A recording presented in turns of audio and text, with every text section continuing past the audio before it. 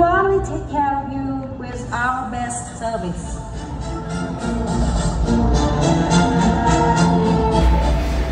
Hello mga ka-friendly, dinner cruise na naman nga ang ganap for today's video.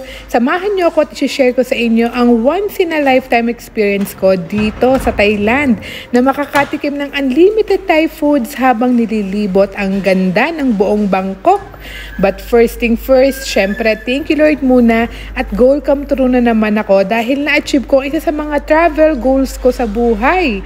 Syempre kailangan lang kumayad abroad para pag nakauwi ng Pinas, may ginhawa naman na mararanasan. At ito nga para din sa mga ka-friendly natin dyan na nagpaplanong magbakasyon din sa Thailand, ay ipapasilip ko muna sa inyo kung gaano nga ba kasulit ang pagsakay sa dinner cruise ng Chao Phraya Princess. Nagbook kami through agency. Yes, kasama na siya sa agency na kinuhanan namin together with the Thailand hotels and city tour para naman less hassle. Pwede din naman kayo mag-DIY lang pero mas prepared lang namin yung mabook na siya ng sama-sama para nakalista na agad yung itinerary.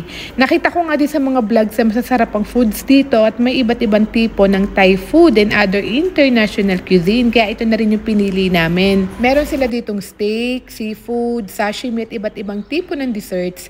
Iyan nga at hindi na naman ako magkaundagaga kung alin ang uunahin. Abay kailangan sulitin ang bayad at nang hindi lugi. Kaya tara na mga ka-friendly, kain tayo!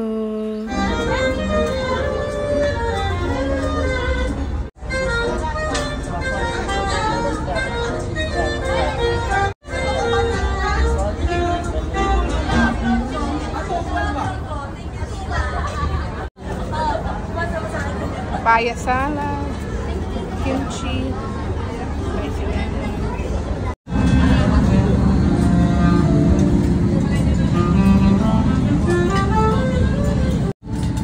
Yeah, sarap ng sashimi.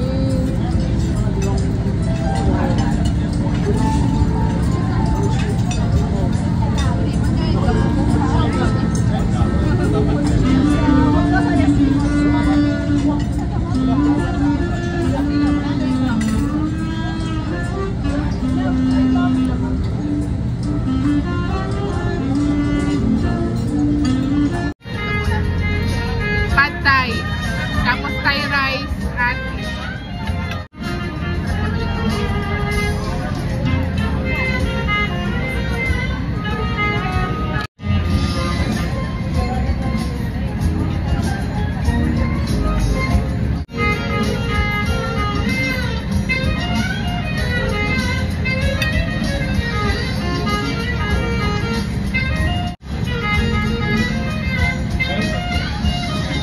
kung naghahanap nga kayo ng other itinerary for your Thailand trip, I can recommend yung mga ganitong dinner cruise. Once in a lifetime lang naman to, kaya sulitin mo na to. Yun lang. Thank you for watching. A la próxima. Ciao!